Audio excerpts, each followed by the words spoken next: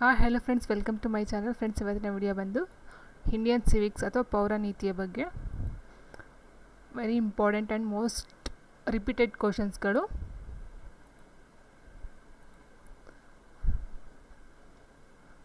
ಸಂಸತ್ತಿನ 2 ಅಧಿವೇಶನಗಳ ನಡುವಿನ ಅಂತರ ಡ್ಯಾಶ್ಗಿಂತ ಹೆಚ್ಚಿನ ಆಗಿರಬಾರದು.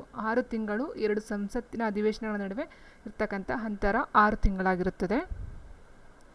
ಅಂತಾರಾಜ್ಯ ಮಂಡಳಿಯ ರಚನೆಗೆ ಅವಕಾಶ ಕಲ್ಪಿಸುವ ಸಂವಿಧಾನದ ವಿಧಿ ಯಾವುದು? ಅಂತಾರಾಜ್ಯ ಮಂಡಳಿಯ ರಚನೆಗೆ ಅವಕಾಶ ಕಲ್ಪಿಸುವ ಸಂವಿಧಾನದ ವಿಧಿ ಯಾವುದು? 263. ಭಾರತ ಸಂವಿಧಾನದ ಈ ಕೆಳಗಿನ ಯಾವ ಭಾಗವನ್ನು ಸಂವಿಧಾನ ರಚನೆಕಾರರ ಮನಸ್ಸನ್ನು ತೆರೆದಿಡುವ ಕೀಲಿಕೈ ಎಂದು ಕರೆಯಲಾಗುತ್ತದೆ? ಭಾರತ ಸಂವಿಧಾನದ ಈ ಕೆಳಗಿನ ಯಾವ ಭಾಗವನ್ನು ಸಂವಿಧಾನ ರಚನೆಕಾರರ ಮನಸ್ಸನ್ನು ತೆರೆದಿಡುವ ಕೀಲಿಕೈ ಎಂದು ಕರೆಯಲಾಗುತ್ತದೆ? ಆನ್ಸರ್ ಪೂರ್ವಪೀಠಿಕೆ. ಕೇಂದ್ರ ಮತ್ತು ರಾಜ್ಯಗಳ ನಡುವಿನ ಸಂಬಂಧವನ್ನು ಯಾವ ರಾಷ್ಟ್ರದ ಸಂವಿಧಾನದಿಂದ ಎರವಲು ಪಡೆಯಲಾಗಿದೆ? ಕೇಂದ್ರ ಮತ್ತು ರಾಜ್ಯಗಳ ನಡುವಿನ ಸಂಬಂಧವನ್ನು ಯಾವ ರಾಷ್ಟ್ರದ ಸಂವಿಧಾನದಿಂದ ಎರವಲು ಪಡೆಯಲಾಗಿದೆ? ಉತ್ತರ ಕೆನಡಾ. ಭಾರತ ಸಂವಿಧಾನದ ಪೂರ್ವಪೀಠಿಕೆಯನ್ನು ಇಲ್ಲಿಯವರೆಗೂ ಎಷ್ಟು ಬಾರಿ ತಿದ್ದುಪಡಿ ಮಾಡಲಾಗಿದೆ? ಭಾರತ ಸಂವಿಧಾನದ ಪೂರ್ವಪೀಠಿಕೆಯನ್ನು ಇಲ್ಲಿಯವರೆಗೂ ಎಷ್ಟು ಬಾರಿ ತಿದ್ದುಪಡಿ ಮಾಡಲಾಗಿದೆ? ಉತ್ತರ 1 ಬಾರಿ ಮಾತ್ರ. ಮೂಲಭೂತ ಹಕ್ಕುಗಳನ್ನು ಸಂವಿಧಾನದ ಮೂಲಭೂತ ಸ್ವರೂಪಕ್ಕೆ ಧಕ್ಕೆಯಾಗದಂತೆ ತಿದ್ದುಪಡಿ ಮಾಡಬಹುದು ಎಂದು ಸುಪ್ರೀಂ ಕೋರ್ಟ್ ಯಾವ ತೀರ್ಪಿನಲ್ಲಿ ತಿಳಿಸಿದೆ? ಮೂಲಭೂತ ಹಕ್ಕುಗಳನ್ನು ಸಂವಿಧಾನದ ಮೂಲಭೂತ ಸ್ವರೂಪಕ್ಕೆ ಧಕ್ಕೆಯಾಗದಂತೆ ತಿದ್ದುಪಡಿ ಮಾಡಬಹುದು ಎಂದು ಸುಪ್ರೀಂ ಕೋರ್ಟ್ ಯಾವ ತೀರ್ಪಿನಲ್ಲಿ ತಿಳಿಸಿದೆ? ಉತ್ತರ ಕೇಶವಾನಂದ ಭಾರತಿ, 1973. ಭಾರತ ಸಂವಿಧಾನದ ಅನ್ವಯ ಬಾಲಕಾರ್ಮಿಕರು ಎಂದರೆ ಯಾರು? ಭಾರತ ಸಂವಿಧಾನದ ಅನ್ವಯ ಬಾಲಕಾರ್ಮಿಕರು ಎಂದರೆ 14 ವರ್ಷದೊಳಗಿನ ಮಕ್ಕಳು. ಭಾರತದ ಮೊಟ್ಟಮೊದಲ ಉಪ ಪ್ರಧಾನಮಂತ್ರಿ ಯಾರು? ಭಾರತದ ಮೊಟ್ಟಮೊದಲ ಉಪ ಪ್ರಧಾನಮಂತ್ರಿ ಯಾರು? ಉತ್ತರ ಸರ್ದಾರ್ ವಲ್ಲಭಾಯ್ ಪಟೇಲ್. ಭಾರತದಲ್ಲಿ ಮೊಟ್ಟಮೊದಲ ಬಾರಿಗೆ ಸ್ಥಳೀಯ ಸರ್ಕಾರವನ್ನು ಪರಿಚಯಿಸಿದವರು ಯಾರು? ಭಾರತದಲ್ಲಿ ಮೊಟ್ಟಮೊದಲ ಬಾರಿಗೆ ಸ್ಥಳೀಯ ಸರ್ಕಾರವನ್ನು ಪರಿಚಯಿಸಿದವರು ಯಾರು? ಉತ್ತರ ಲಾರ್ಡ್ ರಿಪ್ಪನ್. ಇವರನ್ನು ಸ್ಥಳೀಯ ಸರ್ಕಾರಗಳ ಪಿತಾಮಹ ಅಂತಲೂ ಸಹ ಕರೀತಾರೆ. ಭಾರತದ ಅತ್ಯುನ್ನತ ಕಾನೂನು ಅಧಿಕಾರಿ ಯಾರು? ಭಾರತದ ಅತ್ಯುನ್ನತ ಕಾನೂನು ಅಧಿಕಾರಿ ಯಾರು? ಉತ್ತರ ಅಟಾರ್ನಿ ಜನರಲ್. ಒಂದು ಬಾರಿಯೂ ಕೂಡ ಲೋಕಸಭೆಯ ಅಧಿವೇಶನದಲ್ಲಿ ಭಾಗವಹಿಸದ ಏಕೈಕ ಪ್ರಧಾನಿ ಯಾರು? ಒಂದು ಬಾರಿಯೂ ಕೂಡ ಲೋಕಸಭೆಯ ಅಧಿವೇಶನದಲ್ಲಿ ಭಾಗವಹಿಸದ ಏಕೈಕ ಪ್ರಧಾನಿ ಯಾರು? ಚೌಧರಿ ಚರಣ್ ಸಿಂಗ್. ಭಾರತದ ರಾಷ್ಟ್ರೀಯ ಚಿಹ್ನೆಯಲ್ಲಿರುವ ಸತ್ಯಮೇವ ಜಯತೆಯ ಘೋಷವಾಕ್ಯವನ್ನು ಯಾವುದರಿಂದ ಸ್ವೀಕರಿಸಲಾಗಿದೆ? ಭಾರತದ ರಾಷ್ಟ್ರೀಯ ಚಿಹ್ನೆಯಲ್ಲಿರುವ ಸತ್ಯಮೇವ ಜಯತೆಯ ಘೋಷವಾಕ್ಯವನ್ನು ಯಾವುದರಿಂದ ಸ್ವೀಕರಿಸಲಾಗಿದೆ? ಉತ್ತರ ಮಂಡೋಕೋಪನಿಷತ್ತು. ಭಾರತ ಸಂವಿಧಾನದ ಯಾವ ತಿದ್ದುಪಡಿಯನ್ನು ಮಿನಿ ಸಂವಿಧಾನ ಅಥವಾ ಇಂದಿರಾ ಸಂವಿಧಾನ ಎಂದು ಕರೆಯಲಾಗುತ್ತದೆ? ಭಾರತ ಸಂವಿಧಾನದ ಯಾವ ತಿದ್ದುಪಡಿಯನ್ನು ಮಿನಿ ಸಂವಿಧಾನ ಅಥವಾ ಇಂದಿರಾ ಸಂವಿಧಾನ ಎಂದು ಕರೆಯಲಾಗುತ್ತದೆ? ಉತ್ತರ 42ನೇ ತಿದ್ದುಪಡಿ. ಮೂಲಭೂತ ಹಕ್ಕುಗಳು ಉಲ್ಲಂಘನೆಯಾದಾಗ ಯಾವ ವಿಧಿಯ ಅನ್ವಯ ರಾಜ್ಯ ಹೈಕೋರ್ಟ್ಗೆ ಅರ್ಜಿ ಸಲ್ಲಿಸಬಹುದು? ಮೂಲಭೂತ ಹಕ್ಕುಗಳ ಉಲ್ಲಂಘನೆಯಾದಾಗ ಯಾವ ವಿಧಿಯ ಅನ್ವಯ ರಾಜ್ಯ ಹೈಕೋರ್ಟ್ಗೆ ಅರ್ಜಿ ಸಲ್ಲಿಸಬಹುದು? ಉತ್ತರ 226ನೇ ವಿಧಿ. ಅಂಡಮಾನ್ ಮತ್ತು ನಿಕೋಬಾರ್ ಕೇಂದ್ರಾಡಳಿತ ಪ್ರದೇಶವು ಯಾವ ಹೈಕೋರ್ಟ್ನ ವ್ಯಾಪ್ತಿಗೆ ಒಳಪಡುತ್ತದೆ? ಅಂಡಮಾನ್ ಮತ್ತು ನಿಕೋಬಾರ್ ಕೇಂದ್ರಾಡಳಿತ ಪ್ರದೇಶವು ಯಾವ ಹೈಕೋರ್ಟ್ನ ವ್ಯಾಪ್ತಿಗೆ ಒಳಪಡುತ್ತದೆ? ಉತ್ತರ ಕಲ್ಕತ್ತಾ ಹೈಕೋರ್ಟ್. ಭಾರತದಲ್ಲಿ ಪ್ರಸ್ತುತ ಹೈಕೋರ್ಟ್ಗಳ ಸಂಖ್ಯೆ ಎಷ್ಟು? ಭಾರತದಲ್ಲಿ ಪ್ರಸ್ತುತ ಹೈಕೋರ್ಟ್ಗಳ ಸಂಖ್ಯೆ ಎಷ್ಟು? ಉತ್ತರ 25. ಕರ್ನಾಟಕ ರಾಜ್ಯದ ಮೇಲೆ ಮೊಟ್ಟಮೊದಲ ಬಾರಿಗೆ ರಾಷ್ಟ್ರಪತಿ ಆಡಳಿತವನ್ನು ಜಾರಿಗೊಳಿಸಿದ್ದು ಯಾವಾಗ? ಕರ್ನಾಟಕ ರಾಜ್ಯದ ಮೇಲೆ ಮೊಟ್ಟಮೊದಲ ಬಾರಿಗೆ ರಾಷ್ಟ್ರಪತಿ ಆಡಳಿತವನ್ನು ಜಾರಿಗೊಳಿಸಿದ್ದು ಯಾವಾಗ? ಉತ್ತರ 1971. ಅಂದಿನ ಮುಖ್ಯಮಂತ್ರಿ ವೀರೇಂದ್ರ ಪಾಟೀಲ್. ಸ್ವತಂತ್ರ ಭಾರತದ ಮೊಟ್ಟಮೊದಲ ಸಾರ್ವತ್ರಿಕ ಲೋಕಸಭಾ ಚುನಾವಣೆ ನಡೆದ ವರ್ಷ ಯಾವಾಗ? ಸ್ವತಂತ್ರ ಭಾರತದ ಮೊಟ್ಟಮೊದಲ ಸಾರ್ವತ್ರಿಕ ಲೋಕಸಭಾ ಚುನಾವಣೆ ನಡೆದ ವರ್ಷ 1951. ಸಂಸತ್ತಿನ ಸದಸ್ಯ ಅಲ್ಲದೇ ಇದ್ದರೂ ಕೂಡ ಸದನದ ಅಧಿವೇಶನಗಳಲ್ಲಿ ಭಾಗವಹಿಸುವ ಅಧಿಕಾರವಿರುವುದು ಯಾರಿಗೆ? ಸಂಸತ್ತಿನ ಸದಸ್ಯ ಅಲ್ಲದೇ ಇದ್ದರೂ ಕೂಡ ಸದನದ ಅಧಿವೇಶನಗಳಲ್ಲಿ ಭಾಗವಹಿಸುವ ಅಧಿಕಾರವಿರುವುದು ಅಟಾರ್ನಿ ಜನರಲ್. ಸಂಸತ್ತಿನ ಸಾರ್ವಜನಿಕ ಲೆಕ್ಕಪತ್ರ ಸಮಿತಿ PACಯ ಅಧ್ಯಕ್ಷರು ಯಾರಾಗುತ್ತಾರೆ? ಸಂಸತ್ತಿನ ಸಾರ್ವಜನಿಕ ಲೆಕ್ಕಪತ್ರ ಸಮಿತಿಯ ಅಧ್ಯಕ್ಷರು ಯಾರಾಗುತ್ತಾರೆ? ವಿರೋಧ ಪಕ್ಷದ ನಾಯಕರು ಅಥವಾ ವಿರೋಧ ಪಕ್ಷದ ಸದಸ್ಯ. ಲೋಕಸಭೆಯು ಜನರನ್ನು ಪ್ರತಿನಿಧಿಸಿದರೆ ರಾಜ್ಯಸಭೆಯು ಏನನ್ನು ಪ್ರತಿನಿಧಿಸುತ್ತದೆ? ಲೋಕಸಭೆಯು ಜನರನ್ನು ಪ್ರತಿನಿಧಿಸಿದರೆ ರಾಜ್ಯಸಭೆಯು ಏನನ್ನು ಪ್ರತಿನಿಧಿಸುತ್ತದೆ? ರಾಜ್ಯಗಳನ್ನು ಪ್ರತಿನಿಧಿಸುತ್ತದೆ. ಭಾರತ ಸಂವಿಧಾನದ ಪೂರ್ವ ಪೀಠಿಕೆ ಭಾಗದ ಅಂಶಗಳನ್ನು ಕ್ರಮವಾಗಿ ಬರೆಯಿರಿ. ಭಾರತ ಸಂವಿಧಾನದ ಪೂರ್ವ ಪೀಠಿಕೆ ಭಾಗದ ಅಂಶಗಳನ್ನು ಕ್ರಮವಾಗಿ ಬರೆಯಿರಿ. ಉತ್ತರ: ಸಾರ್ವಭೌಮ, ಸಮಾಜವಾದಿ, ಜಾತ್ಯತೀತ, ಪ್ರಜಾಸತ್ತಾತ್ಮಕ, ಗಣರಾಜ್ಯ. ಸರ್ಕಾರದ 4ನೇ ಅಂಗ ಯಾವುದು? ಸರ್ಕಾರದ 4ನೇ ಅಂಗ ಯಾವುದು? ಆನ್ಸರ್: ಉತ್ತರ: ಪತ್ರಿಕಾ ಅಂಗ. ರಾಜ್ಯಪಾಲರಿಗೆ ಪ್ರಮಾಣ ವಚನವನ್ನು ಬೋಧಿಸುವವರು ಯಾರು? ರಾಜ್ಯಪಾಲರಿಗೆ ಪ್ರಮಾಣ ವಚನವನ್ನು ಬೋಧಿಸುವವರು ಯಾರು? ಉತ್ತರ: ಹೈಕೋರ್ಟ್ನ ಮುಖ್ಯ ನ್ಯಾಯಮೂರ್ತಿ. ರಾಜ್ಯ ವಿಧಾನಸಭೆಯ ಸದಸ್ಯರ ಕನಿಷ್ಠ ಸಂಖ್ಯೆ ಎಷ್ಟು?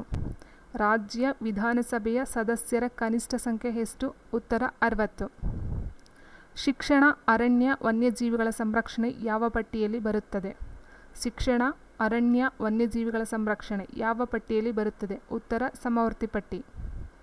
ಭಾರತ ಸಂಚಿತ ನಿಧಿಯ ಕಾವಲು ನಾಯಿ ಎಂದು ಯಾರನ್ನು ಕರೆಯಲಾಗುತ್ತದೆ? ಭಾರತದ ಸಂಚಿತ ನಿಧಿಯ ಕಾವಲು ನಾಯಿ ಎಂದು ಯಾರನ್ನು ಕರೆಯಲಾಗುತ್ತದೆ? ಉತ್ತರ: ಭಾರತದ ಲೆಕ್ಕ ನಿಯಂತ್ರಕ ಮತ್ತು ಮಹಾಲೆಕ್ಕ ಪರಿಶೋಧಕ. ರಾಷ್ಟ್ರಪತಿಗಳು ಯುದ್ಧ ಮತ್ತು ಶಾಂತಿಯನ್ನು ಯಾರ ಶಿಫಾರಸಿನ ಮೇರೆಗೆ ಘೋಷಿಸುತ್ತಾರೆ? ರಾಷ್ಟ್ರಪತಿಗಳು ಯುದ್ಧ ಮತ್ತು ಶಾಂತಿಯನ್ನು ಯಾರ ಶಿಫಾರಸಿನ ಮೇರೆಗೆ ಘೋಷಿಸುತ್ತಾರೆ? ಉತ್ತರ: ಸಂಸತ್ತು. ಯಾವುದೇ ಒಬ್ಬ ವ್ಯಕ್ತಿಯನ್ನು ಒಂದು ರೀತಿಯ ಅಪರಾಧಕ್ಕೆ ಒಂದಕ್ಕಿಂತ ಹೆಚ್ಚು ಬಾರಿ ಶಿಕ್ಷಿಸುವಂತಿಲ್ಲ ಎಂದು ಸಾರುವ ತತ್ವಕ್ಕೆ ಏನೆಂದು ಕರೆಯುತ್ತೇವೆ?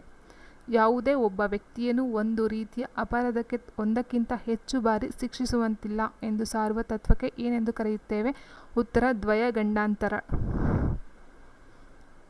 ಸಂಯುಕ್ತ ಲೋಕಸೇವಾ ಆಯೋಗಗಳನ್ನು ಯಾವ ಕಾಯ್ದೆ ಅನ್ವಯ ಸ್ಥಾಪಿಸಲಾಗಿದೆ?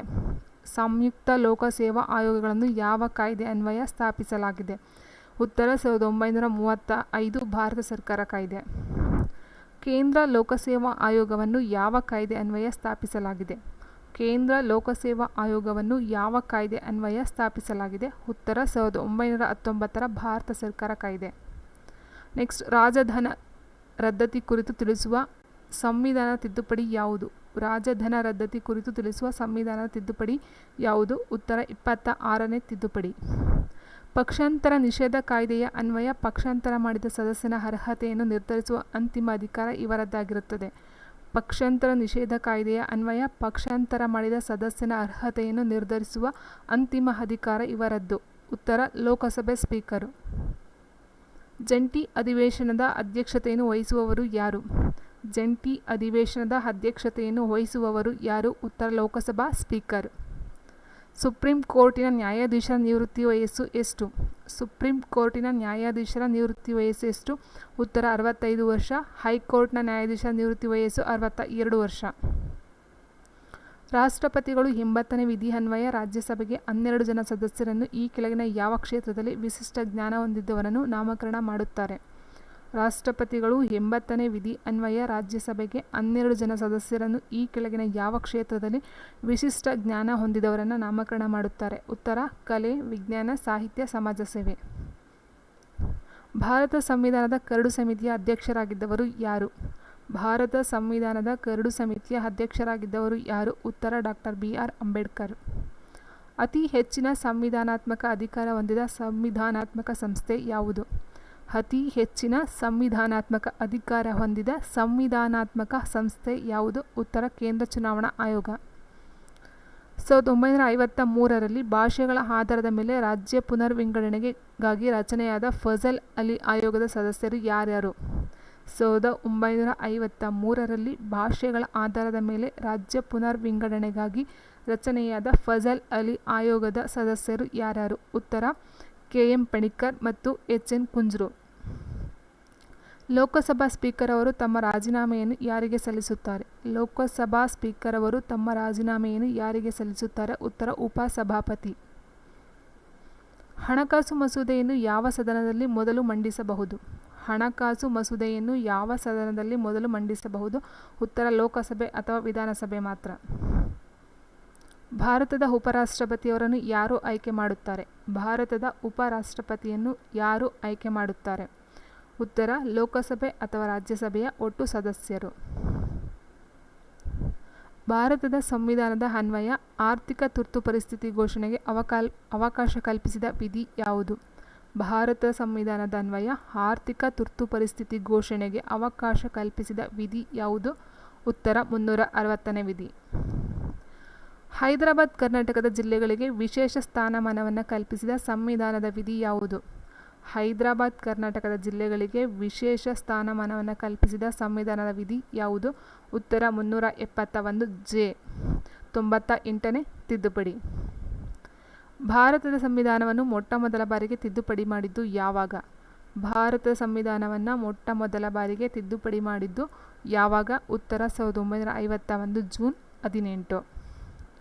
ಭಾರತ ಸಂವಿಧಾನದ ಅನ್ವಯ ಸದನದ ಸದಸ್ಯರಲ್ಲದವರು ಅಧ್ಯಕ್ಷತೆ ವಹಿಸುವ ಸದನ ಯಾವುದು? ಭಾರತ ಸಂವಿಧಾನದ ಅನ್ವಯ ಸದನದ ಸದಸ್ಯರಲ್ಲದವರು ಅಧ್ಯಕ್ಷತೆ ವಹಿಸುವ ಸದನ ಯಾವುದು? ಉತ್ತರ ರಾಜ್ಯಸಭೆ. ಸಂವಿಧಾನದ 92ನೇ ತಿದ್ದುಪಡಿ ಅನ್ವಯ ಭಾರತದ 8ನೇ ಅನುಸೂಚಿಗೆ ಸೇರಿಸಲಾದ ಭಾಷೆಗಳು ಯಾವುವು? ಸಂವಿಧಾನದ 92ನೇ ತಿದ್ದುಪಡಿ ಅನ್ವಯ ಭಾರತದ 8ನೇ ಅನುಸೂಚಿಗೆ ಸೇರಿಸಲಾದ ಭಾಷೆಗಳು ಯಾವುವು? ಉತ್ತರ ಬೋಡೋ, ಡೋಗ್ರಿ, ಮೈಥಿಲಿ, ಸಂತಾಲಿ. ಬೋಡೋ, ಡೋಗ್ರಿ, ಮೈಥಿಲಿ, ಸಂತಾಲಿ. ಡಾಕ್ಟರ್ BR ಅಂಬೇಡ್ಕರ್ ಅವರು ಹೃದಯ ಮತ್ತು ಆತ್ಮ ಎಂದು ವರ್ಣಿಸಿರುವ ಸಂವಿಧಾನದ ವಿಧಿ ಯಾವುದು? ಡಾಕ್ಟರ್ BR ಅಂಬೇಡ್ಕರ್ ಅವರು ಹೃದಯ ಮತ್ತು ಆತ್ಮ ಎಂದು ವರ್ಣಿಸಿರುವ ಸಂವಿಧಾನದ ವಿಧಿ ಯಾವುದು? ಉತ್ತರ 32ನೇ ವಿಧಿ, ಸಂವಿಧಾನಾತ್ಮಕ ಪರಿಹಾರ ಹಕ್ಕು. ಪ್ರಸ್ತುತ ಆಸ್ತಿ ಹೊಂದುವ ಹಕ್ಕು ಒಂದು ಕಾನೂನಿನ ಹಕ್ಕು. ಭಾರತ ರತ್ನ ಮತ್ತು ಪದ್ಮಶ್ರೀ ಪ್ರಶಸ್ತಿಗಳನ್ನು ನೀಡಲು ಅವಕಾಶ ನೀಡಿರುವ ಸಂವಿಧಾನದ ವಿಧಿ ಯಾವುದು? ಭಾರತ ರತ್ನ ಮತ್ತು ಪದ್ಮಶ್ರೀ ಪ್ರಶಸ್ತಿಗಳನ್ನು ನೀಡಲು ಅವಕಾಶ ನೀಡಿರುವ ಸಂವಿಧಾನದ ವಿಧಿ ಯಾವುದು? ಉತ್ತರ 18ನೇ ವಿಧಿ. Thank you friends.